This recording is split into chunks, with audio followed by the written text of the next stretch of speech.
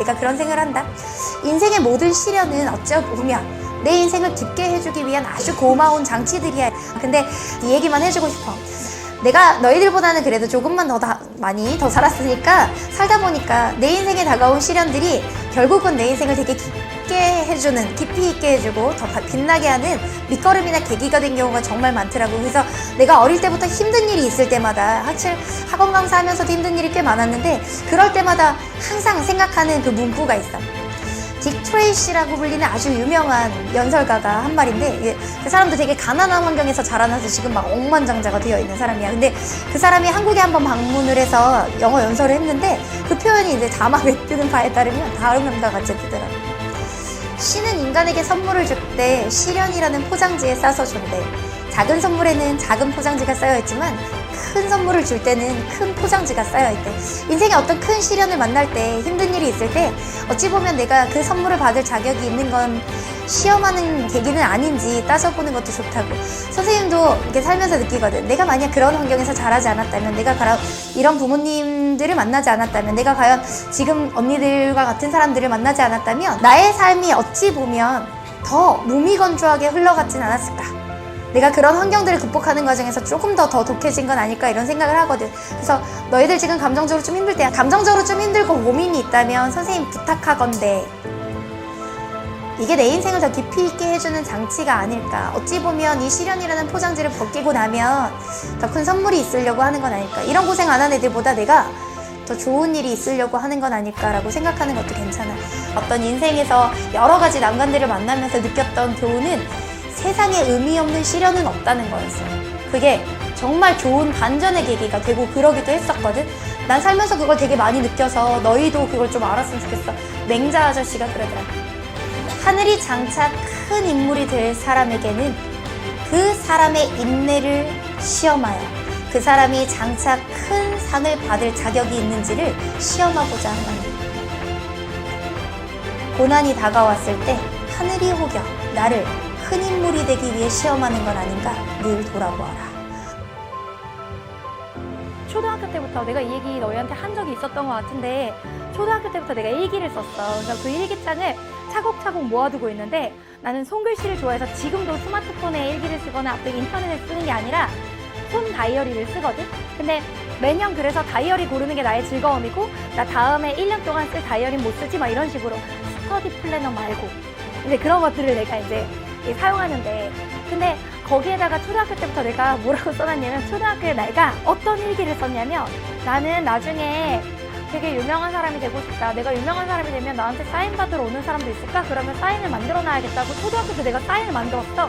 근데 초등학교의 감성이다 보니까 한자도 있어야 멋있을 것 같고, 영어도 있어야 멋있을 것 같고, 막 한글도 있어야 될 것 같고, 그래서 내가 학생들한테 해주는 사인 모양이 어떤 이지영의 오얏니자 있잖아. 요 오얏니자를 응용해가지고 요렇게 한 다음에 요게 한자고, 그 다음에 필기체로, 왠지 영어는 필기체여야 멋있을 것 같다고 초등학교 때 생각했어. 그래서 YOUNG를 이렇게 적고, 그 다음에 날짜를 적고, 왜냐면 이 사인 받아가는 사람이 그날의 기분을 기억하라고 초등학교의 감성으로.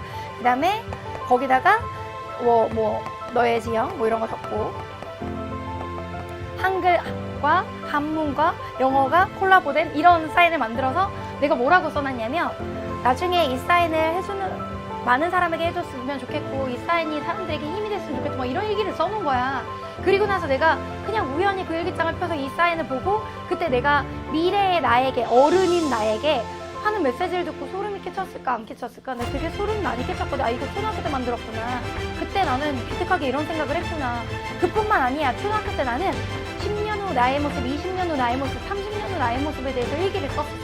뭐라고 썼냐면, 거기에 진짜 바라는 게 되게 많았어. 뭐 이를테면 우리나라에서 제일 좋은 대학에 들어가가지고 한 분야의 1인자가 돼가지고 한강이 보이는 뷰에서 와인바를 갖춰놓고 월화수목금토일에 색깔이 서로 다른 차를 뚜껑을 열어 타가지고 바람이 날리면서 내가 살고 싶다, 뭐 이런 얘기를 내가 적어놨었고, 그뿐만 아니라 뭐도 했냐, 뭐 대통령 표창도 맡고 싶다거나, 아니면 뭐 야구선수가 결혼하면 좋겠다거나, 이런 것들을 많이 써놨어. 집은 어떤 데 살았으면 좋겠고, 지금 신문기사에 나오는 이 집을 내가 스크랩해놨다가 나중에 나도 이런 데 살고 싶다 이렇게 해놓는다거나, 아니면 나중에 나도 이런 차 사고 싶다고 해놓는다거나 아니면 나중에 나도 이런 전망의 집을 구했으면 좋겠다거나 이런 식으로 되게 구체적으로 내가 적어놨었어, 어릴 때. 그리고 그 일기장을 버리지 않고 가지고 있다가 어느 날 감성 돋치는 비 오는 날 초등학교 때부터 중학교, 고등학교 때까지 그 일기를 모아놓은 걸 내가 그냥 랜덤하게 펼쳤는데 아뿔싸 내가 거기 써놓은 것 중에 정말 많은 것들을 이뤘더라고. 물론 이뤄지지 않은 것도 있었어. 야구선수와 결혼하기. 근데 그렇다고 해서 내가 뭐야 이거 썼는데 이뤄지지 않잖아 라고 생각하지 않았어. 중간에 야구선수를 만났던 적도 있어. 데이트를 했거나 사귀었다거나 그게 아니라 소개팅이 들어와서 갔는데 우리나라에 꽤 유명한 야구선수였던 적이 3번 있었어. 근데 대화가 잘 안 통하더라고. 나는 바디가 섹시한 거보다는 뇌가 섹시한 걸 좋아하더라고. 근데 내가 좋아하는 스타일은 또 슈렉, 토토로, 곰돌이, 포 같은 포동포동한 스타일이 섹시해. 그래서 내가 원치 않아서 그 길을 가지 않은 경우는 있었어도 내가 정말 선명하게 원하는 경우는 그 일기장 쪽에 정말 많은 게 이루어졌더라고. 더 소름 끼치는 건 나의 예전에 10년 전, 20년 전에 일기 속에 내가 그런 걸 스크랩해놓은지도 모르고 있었는데 그냥 너무나도 아니 좀 지은 지는 오래된 집인데 그래도 우리나라에서 꽤 유명한 집이고 거기가 뭐 공시지가 순위 몇 위 안에 드는 집이어가지고 그 집 구경이라도 갔다 와볼래 하고 아는 친구가 너 이사할 때 이쪽 동네는 어때 하면서 이제 추천해서 묘하게 시간은 정말 없는데 끌려서 갔다 왔는데 알고 보니 일기장에 이 집에 저 연예인이 샀다는데 나도 나중에 가서 살고 싶다 이렇게 써놓은 일기장이 있더라고. 그러니까 내가 그걸 보면서 또 무슨 생각이 들었냐면 내가 만약 이런 걸 일기장에 적지 않았다면 내가 나의 일기장에 내 손으로 적어서 이런 우주의 기운을 쏘지 않았다면 과연 이런 게 보답받을 수 있었을까라는 생각도 들었어. 그래서 내가 항상 예전에 많이 썼던 방법인데 나는 내가 그때 당시에 꿈꾸는 다락방이란 책이 나오지도 않았고 뭐 생생하게 꿈꾸는 것 이런 것도 뭐 알은 무일인가? 뭐 이런 얘기도 전혀 몰랐고 그때 당시에는 시크릿 같은 긍정서도 나오기 전이야. 근데 내 일기장에 내가 뭐라고 일기를 쓴 해가 많았냐면 이 일기장에 있는 모든 것은 이루어질 것이다. 온 우주의 기운이 나를 협력할 것이다. 이렇게 써놨었고 그 일기에 있는 게 20년 후 30년 후에 구현되는 것들을 내가 눈으로 봐왔단 말이야. 근데 거기에 나는 뭐도 해놨냐면 내가 진짜 고등학교 때 나중에 내가 이 정도의 돈을 벌고 싶다고 해서 우리나라의 자기약수표에다가 000000000을 더 붙여서 너희가 알고 있는 흔한 자기약수표에다가 그림판으로 복사하기 붙여넣기를 해가지고 이상한 긴 수표를 만들어서 그걸 내 노트에 붙여놓기도 했었고 그리고 내가 가고 싶은 대학에 이를테면 서울대에 가고 싶다 그러면 서울대학교 캠퍼스 사진을 구해다가 거기에 나의 조그만 사진을 오려서 붙여놓기도 했었어. 누가 가르쳐주지 않았는데 그냥 그랬어. 그리고 나중에 그런 책들 애들이 많이 읽는다길래 요즘 수험생이 이런 책을 많이 읽어 있는데 어머 이거 내가 했던 방법이네? 남들도 이러나 보다 라는 걸 나중에 알게 됐어.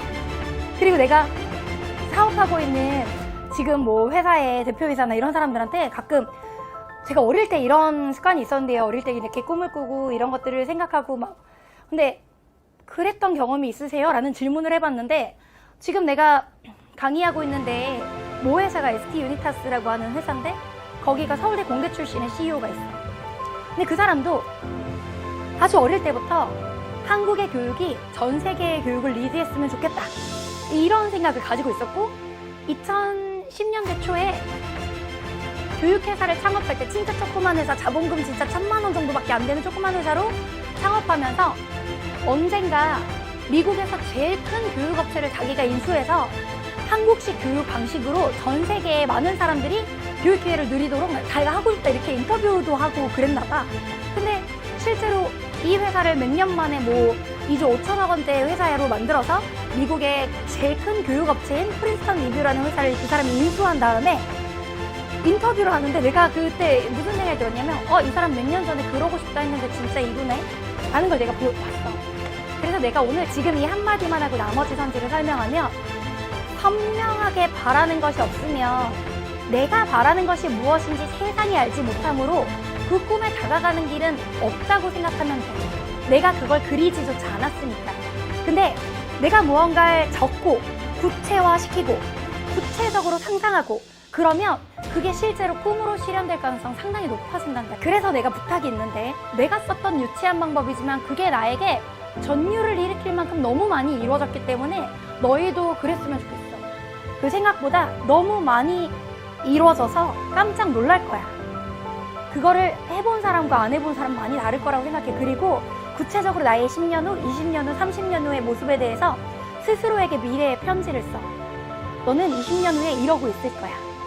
내가 요즘 좀 고민하는 문제가 있어가지고 변호사도 만나고 그리고 뭐 관련된 사람들과 회의도 하고 미팅도 하고 되게 고민을 많이 하고 있었어. 아, 어떡하지? 어떻게 결정하는 게 가장 옳은 거지? 막 이렇게 생각을 하고 있다가 사실 나도 내가 뭘 원하는지 잘 모르겠더라고.